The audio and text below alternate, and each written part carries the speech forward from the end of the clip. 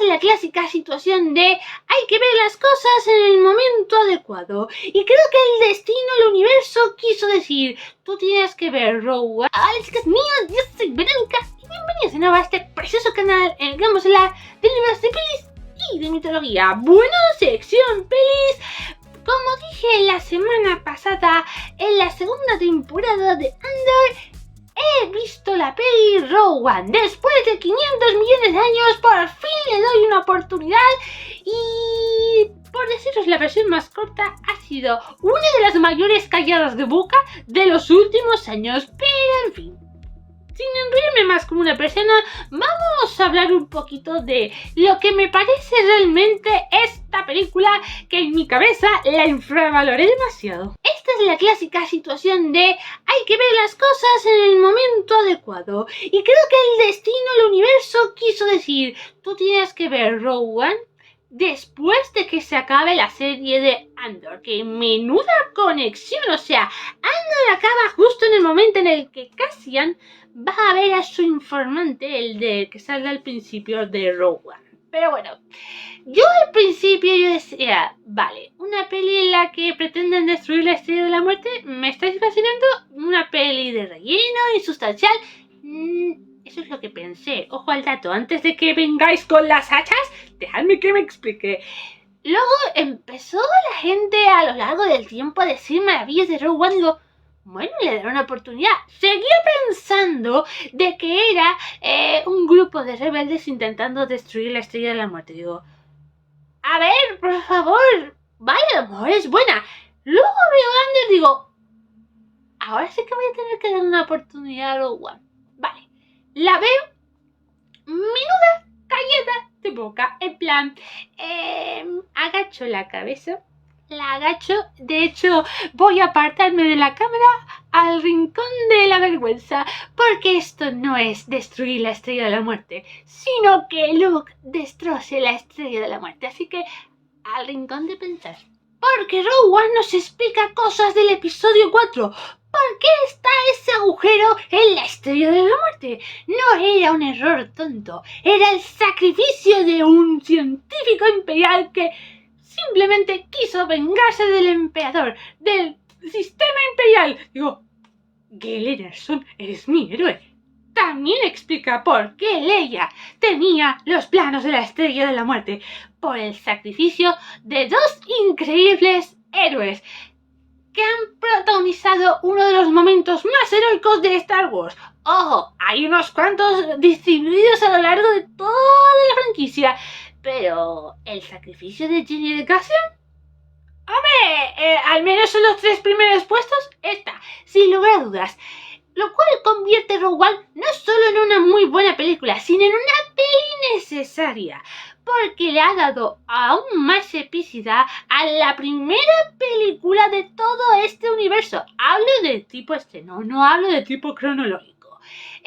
Ojo, el episodio 4 me gusta, al fin y al cabo es el que consigue engancharlos a todos desde el principio, pero Rogue One le ha dado un nuevo nivel de epicidad. Pero Rogue One, incluso sin contar Andor, ha conseguido algo que no habían hecho a las demás películas, las demás series, y es glorificar a los rebeldes. O sea, yo creo que salvo la serie de Rebels, la serie animada de Rebels, siempre se había glorificado a los personajes con apellido solo o apellido Skywalker, pero que haya auténticos héroes dentro del grupo de los soldados de la rebelión, Rogue One, sin lugar a dudas. Y Rebels, pero vamos a hablar de Rogue One. Mira, audiovisualmente hablando, live action, creo que Rogue One, si creéis que hay alguna peli o serie que glorifique a alguien que no se pide Skywalker y no sea animada, caja de los comentarios, por favor, porque, bueno, el sacrificio de Galen Erso, que ya incluso antes de que se le muriera la mujer, había abandonado el imperio, que de hecho por eso Krennic mató a la mujer. Digo, madre del amor hermoso, o sea, no es que, digamos, haya insultado a Palpatine, puso un defecto a propósito de la Estrella de la Muerte, de tal forma que nadie en el Imperio se había dado cuenta. Digo, no revisáis mucho los planos, no interrogáis mucho a vuestros científicos, porque ya me diréis vosotros cómo se os pudo pasar por alto el agujero de la Estrella de la Muerte que Luke va a encontrar y atinar el disparo. Así que descanse en paz, Galen Erso. Tú y tu hija os merecéis los mayores galones en esta rebelión.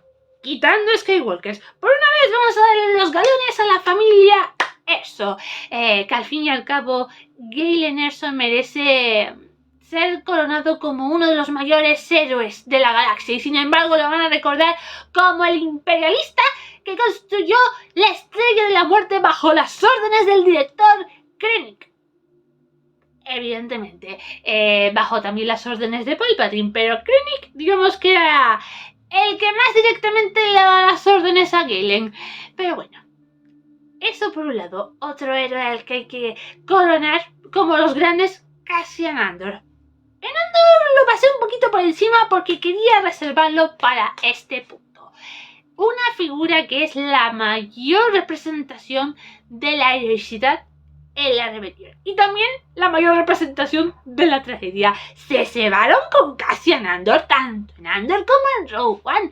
Una figura que sacrificó demasiado de sí mismo por una buena causa. O sea, los sacrificios heavies e incluso sacrificar tu propia humanidad no se reserva únicamente al bando de los malos. También los buenos pasan por estas cosas. Cassian es el héroe de los pies a la cabeza. Y eso en Rogue One lo que Cassian sabe. Porque en Andor se nos demuestra de que Cassian había sacrificado más de lo que él era consciente. La imagen de Bix con el hijo me va a perseguir por los siglos de los siglos. O sea, por Dios, que Cassian, si hubiera sabido que tenía un hijo, hubiera cogido a Jyn, hubiera buscado cualquier nave en Scarif y hubiera salido por patas, hubiera ido a buscar a su hijo y hubieran vivido felices y comido perdices. Ya analizaré un poquito las relaciones sentimentales que tiene Cassian, porque eso es digno de estudio. Luego, con Jyn, he de confesar que al principio no me llamaba poderosamente la atención. Me parecía un personaje que algunos me vais a matar, lo sé, pero me recordó un poquito a los inicios de Rey en las secuelas. ¡Ojo! Jyn mejora bastante a Rey porque al final hace un acto heroico, legendario, sin necesidad de una espada láser. Solo se ha visto una espada láser en esta película y era para el mayor cameo de todos. También hablaré ahora de los cameos. Ahora estamos con Jyn. Y también es una figura trágica porque sacrificó a su padre y su propia vida por una causa en la que al principio no creía. Fue en el momento en el que oyó el mensaje de su padre en el que dijo, si él se sacrifica, yo también tendré que hacer lo mismo. Pero también he de confesar una cosa. Cassian tampoco me hubiera llamado poderosamente la atención, a pesar de que tiene bastante carisma, si no hubiera visto Andor. Así que son personajes muy equilibrados. Y ahora analizaré más personajes, pero no puedo no mencionar el tema de los cameos. Ya quiero hablar de los cameos. Ha habido 3 tipos de cameos en Rogue One. Una que no me convenció para nada, otra que me convenció bastante y el otro es Darth Vader. Imaginaros hasta qué punto es magistral el cameo de Darth Vader. El que no me convenció, el de C-3PO y R2D2. Digo, es que no hicieron nada. Vieron como la nave de Cassian y de Jyn se iba, digo, a mí no me cuentan nada. Eso lo dice C-3PO, digo, vale. Y a mí que me cuentas teniendo al otro droide que, madre mía, tanto en Andor como en Rogue One me encantaron. O sea, que droide, por el amor de Dios, ha hecho más que C-3PO. Pero ya no solo en la película, sino en más productos. Pero bueno, eso ya es otra historia. Que C-3PO le den un cariño especial. Ese cambio no me convenció. El de ella me convenció bastante más porque al fin y al cabo es el puente entre Rogue One y el episodio 4. De hecho, la peli acaba con Leia en una escena que que evoca al episodio 4. Se me puso los pelos de punta y me emocioné bastante. Me emocionó bastante. El senador Grana no sé si considerarlo un cameo o un personaje relevante. Hombre, con sus frases hizo que otro personaje hiciera un cameo sin que apareciera. El Jedi en el que confía, eso solo puede ser uno. Y es Obi-Wan Kenobi, sin lugar a dudas. Y luego tenemos a Darth Vader, que aquí quiero evocar un vídeo del canal de Jordi Maquiavelo que hizo un análisis precisamente de Darth Vader en Rogue One. Y le voy a dar la razón en un punto que dijo sobre él. Rogue One le da la misticidad Sith que necesitaba este personaje. Porque, a ver, en la trilogía original era un villano. Buen villano. De verdad. Pero es cierto que en el episodio 4 no te lo tomas tan en serio como en el 5 o en el 6. Luego la precuela se centra más en ver la figura de Anakin como una tragedia hasta convertirse en Darth Vader. Aquí estamos viendo a Darth Vader en su máximo esplendor, como el mayor alumno y señor de la guerra del Imperio, alumno de Palpatine.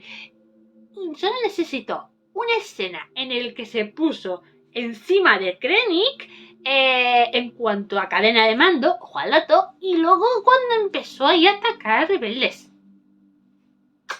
Auténtico oro puro, muy bien llevado. Vale, y ahora vamos a hablar un poquito por encima de algunos personajes hasta acabar con uno que a mí esta película hizo que me reconciliara con este personaje porque lo he visto en otras producciones y me tiraba bastante. No me hacía mucha gracia el personaje porque la verdad los momentos épicos no solo lo protagonizaron Cassian o Jyn. Ahí tenemos por ejemplo a este dúo que os voy a poner en pantalla, el ciego Chirrut. O sea, de verdad no era un Jedi, simplemente era alguien muy sensible a la fuerza porque es lo más cercano que tenemos a un Jedi en esta película. Se comportaba como uno. Es que por favor, ese bastón me recordaba una espada láser en muchas ocasiones. Y su compañero, que lo admito, lo confieso, no me acuerdo del nombre. Y sin embargo tiene un momento épico en Scarif. Digo, bien, me encanta. O sea, un dúo increíble. Y todos esos hombres que, evidentemente, Cassian y Jyn no fueron los únicos que murieron en ese planeta quitando imperiales. O sea, muchos soldados murieron. Incluso uno de los jefes de la alianza le decía, Rogue One, que la fuerza te acompañe. Rogue One al final acabó siendo esa nave en la que estaban Cassian y Jyn y esos hombres, haciendo uno de los mejores sacrificios y el más grande de todos. Es que de la emoción ya no sé ni hablar. Y como último personaje a analizar, antes de... Bueno, no, mentira.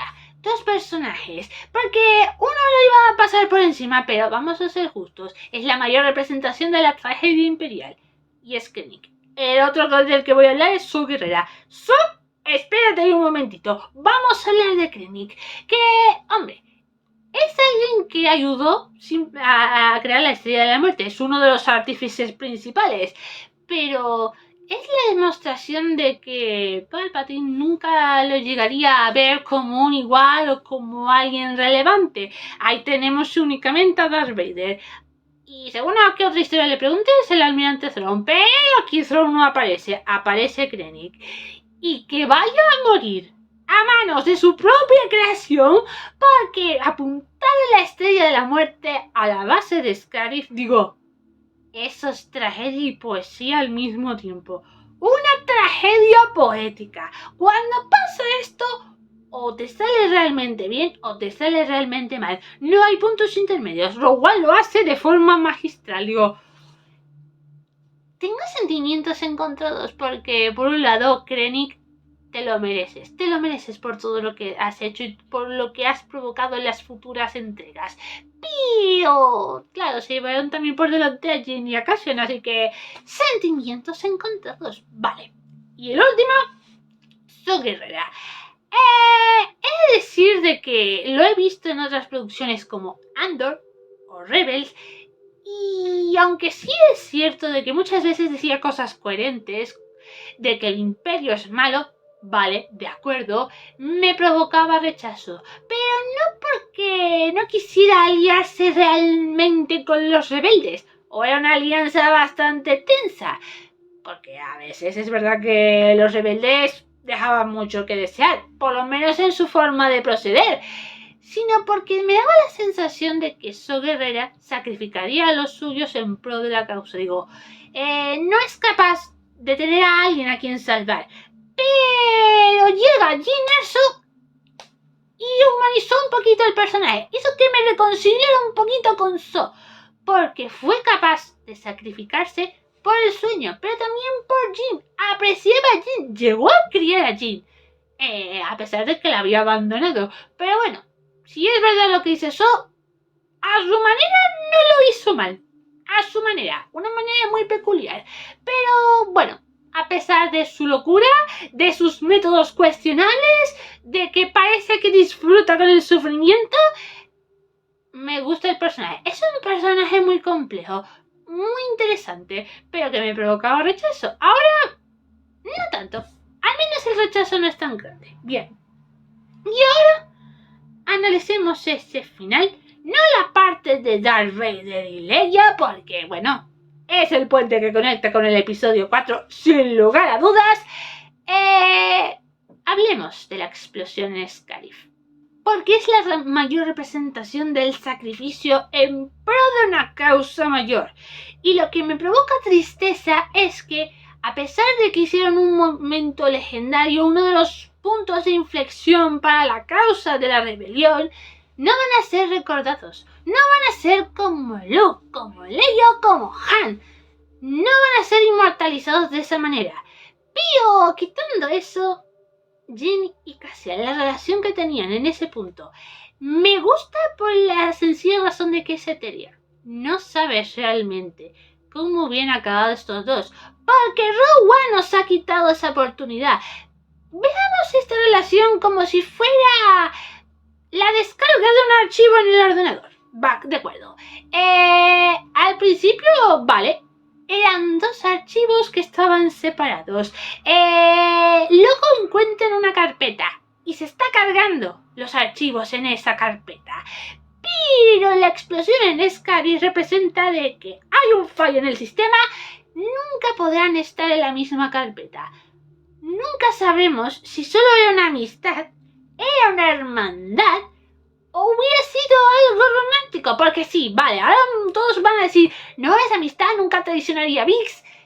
Tened en cuenta de que Bix rompió con Cassian, por lo tanto Cassian se sentía con la libertad de ver a otras personas, a otras mujeres. Lo que pasa es que con Jyn, de verdad, es un interrogante y va a ser el eterno interrogante de Star Wars. Nunca nos van a dar la contestación a la pregunta de ¿solo hubieran sido compañeros? ¿Solo hubieran sido amigos? Se quedaron como amigos. Se quedaron, pero si no hubiera habido explosión, ¿hubiera habido algo más? En plan, Jyn se iría con Cassian e irían juntos a ver a su hijo. Y Bix tendría que aceptarlo porque al fin y al cabo ella fue quien rompió con Cassian. Es algo etéreo, es algo hermoso, pero es el mayor interrogante. Y está bien, está bastante bien, porque Rogue One no era para algo romántico, era para algo heroico, era para algo trágico. Y ni siquiera necesitaba que sea una tragedia romántica, sino una tragedia heroica. Rogue One es una tragedia heroica que no precisó de los elementos principales de Star Wars. Y sin embargo se le hace mención, por lo tanto es una peli necesaria, es una peli épica y de verdad a partir de ahora yo ya me cierro la boca con Star Wars, en plan, hasta que no le dé una oportunidad no diré si es bueno o es malo, sin lugar a dudas. Pues eso es todo lo que puedo decir acerca de la película de Rogue One. Solamente al principio de este vídeo os habré avisado de que iba a ser referencias de Andor y de Rogue One a la vez. Claro, es lo que tiene haber visto la serie y la película de forma seguida. He sentido Rogue One como un episodio largo, como el colofón final de Andor. Ha sido una experiencia única, las cosas como son. Pero en fin, sin más dilación, vámonos a ir despidiéndonos. En la cajita de descripción vais a encontrar todas mis redes sociales para que me podáis ir siguiendo. suscribiros, darle a like, campanita, compartir, hay que ser generosos en esta vida y comentar qué os ha parecido Rogue One. ¿La habéis visto antes de la serie de Andor o después? Algo me dice que yo soy una de las pocas en el planeta Tierra que se ha visto Rogue One después de Andor, porque la mayoría de los comentarios en redes han dicho: me volveré a ver Rogue One después de haber visto el final de Andor. Es que me pregunto cómo hubiera sido mi vida si la hubiera visto antes de Andor. ¿Habría pensado lo mismo? Nunca lo sabremos. Al igual que nunca sabremos qué habría pasado con la vida de Cassian y de Jyn después de Scarif. ¡Uy! ¡Qué comparación! Así que, bueno, esto es todo. Así que nos vemos en el próximo vídeo.